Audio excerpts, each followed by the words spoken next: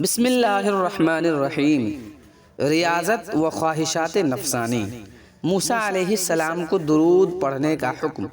اللہ تعالیٰ نے حضرت موسیٰ علیہ السلام پر وحی نازل فرمائی کہ اے موسیٰ، اگر تم چاہتے ہو کہ میں تمہاری زبان پر، تمہارے کلام سے، تمہارے دل میں خیالات سے، تمہارے بدن میں، تمہاری روح سے، اور تمہاری آنکھوں میں نور بصارت سے، اور تمہارے کانوں میں قوت سماعت سے زیادہ قریب رہوں، تو پھر محمد صلی اللہ علیہ وسلم پر کثرت سے درود بھیجو۔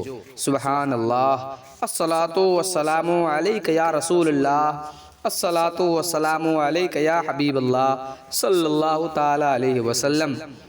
اللہ تبارک و تعالیٰ کا فرمان ہے وَلْتَنْظُرْ نَفْسٌ مَّا قَدَّمَتْ لِغَدٍ، ہر نفس یہ دیکھے کہ اس نے قیامت کے لیے کیا عمل کیے ہیں۔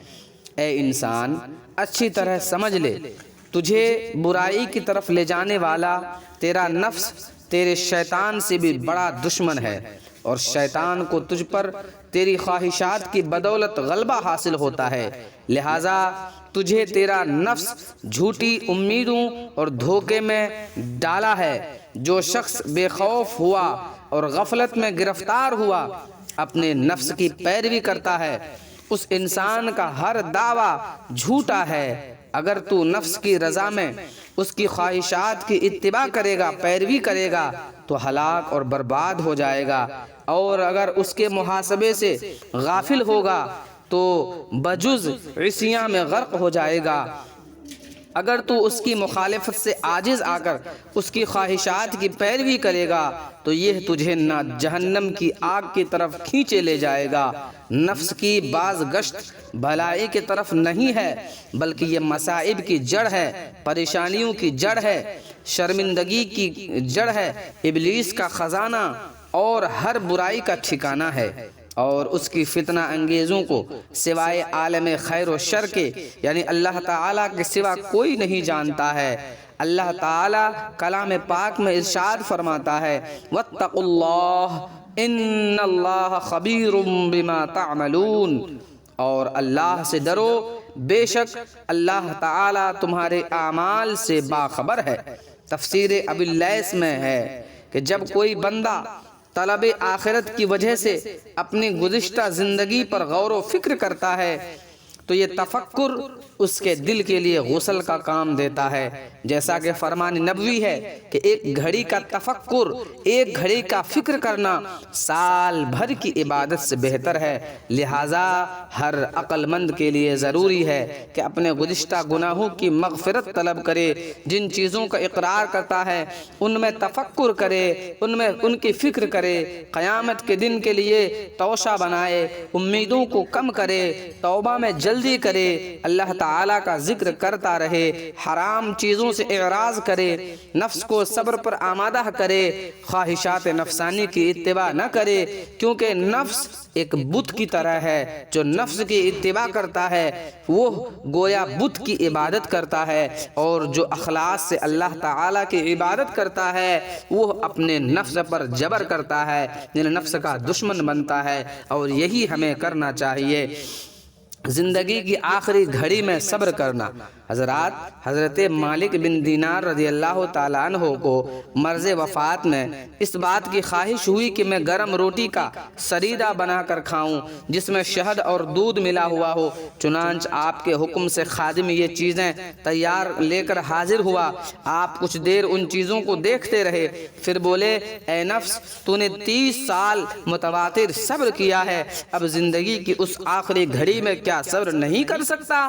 یہ کہا اور پیالہ چھوڑ دیا، اور اسی طرح صبر کرتے ہوئے وہ واصل بحق ہو گئے۔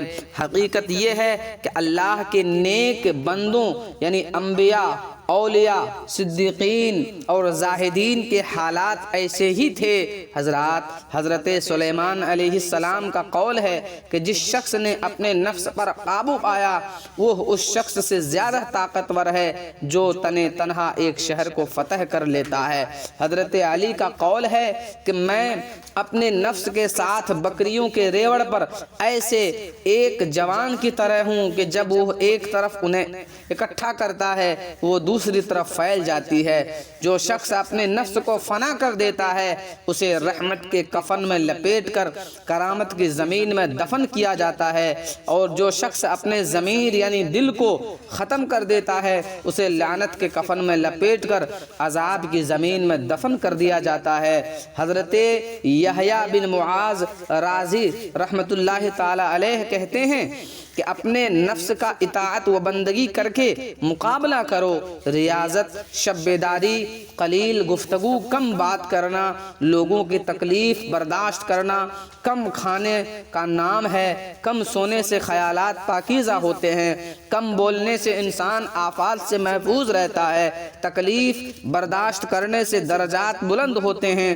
اور کم کھانے سے شہوات نفسانی ختم ہو جاتی ہے، کیونکہ بہت کھانا دل کی سیاہی اور اسے گرفتار ظلمت کر دیتا ہے۔ بھوک حکمت کا نور ہے اور سیر ہونا اللہ تعالیٰ سے دور کر دیتا ہے۔ اللہ کے نبی کا ارشاد ہے جس کا صرف میں ترجمہ بتا رہا ہوں کہ اپنے دلوں کو بھوک سے منور کرو، اپنے نفس کا بھوک پیاس سے مقابلہ کرو، اور ہمیشہ بھوک کے توسط سے جنت کا دروازہ کھٹکھٹاتے رہو۔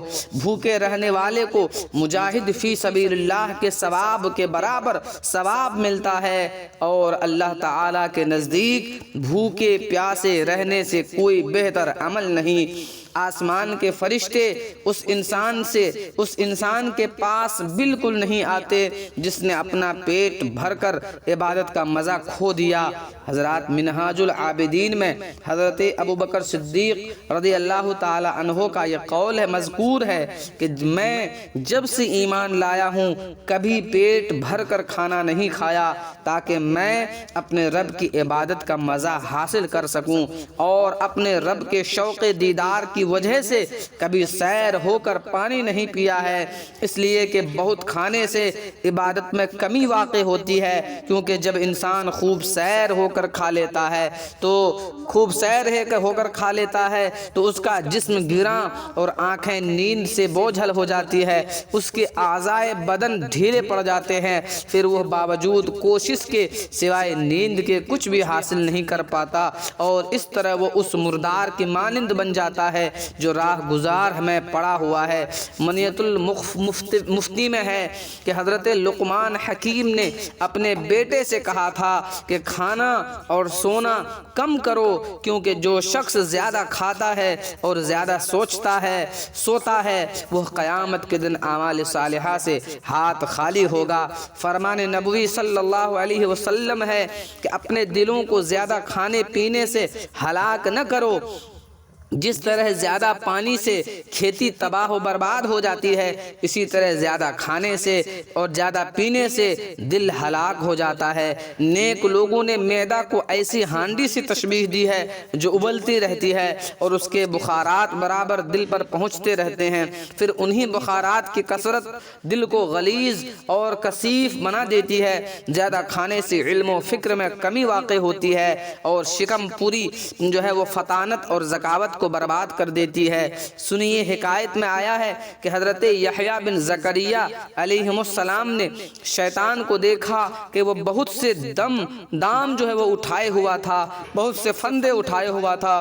آپ نے پوچھا یہ کیا ہے؟ تو شیطان نے جواب دیا کہ یہ شہوات ہیں جن سے میں ابن آدم کو قید کرتا ہوں، پھنساتا ہوں۔ تو آپ نے فرمایا کہ میرے لیے بھی کوئی فندہ ہے؟ تو شیطان نے بولا نہیں، مگر ایک رات آپ نے پیٹ بھر کر کھانا کھا لیا تھا جس سے آپ کو نماز میں سستی پیدا ہو گئی تھی۔ تب حضرت یحییٰ علیہ السلام بولے آئندہ میں کبھی بھی پیٹ بھر کر کھانا نہیں کھاؤں گا، اور شیطان بولا اگر یہ بات ہے تو آئندہ کبھی میں کسی مسلمان کو نصیحت نہیں کروں گا۔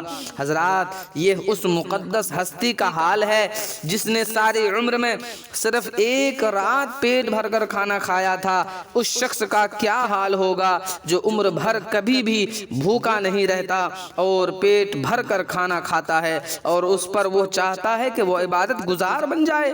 حکایتوں میں آیا ہے حضرت یحییٰ علیہ السلام نے ایک رات جو کہ روٹی پیٹ بھر کر کھا لی اور عبادت الہی میں حاضر نہ ہوئے۔ اللہ تعالیٰ نے وحی کی، اے یحییٰ کیا تو نے اس دنیا کو آخرت سے بہتر سمجھا ہے یا میرے جوار رحمت سے بہتر تو نے کوئی جوار پا لیا ہے؟ مجھے عزت و جلال کی قسم، اگر تو جنت الفردوس کا نظارہ کر لے اور جہنم کو دیکھ لے تو آنسوؤں کے بدن خون روئے اور اس مرقع کی بجائے لوہے کا لباس پہنے۔ میرے دوستوں اور بزرگوں، اس لیے اپنے آپ کو جو ہے شیطان کے شیطانی سے بچائیے، اور ریاضت اور مشاہدہ میں اور ریاضت و عبادت میں کوتاہی ہرگز نہ کیجیے۔ اللہ تعالی ہم سبوں کو عمل کی توفیق بخشے۔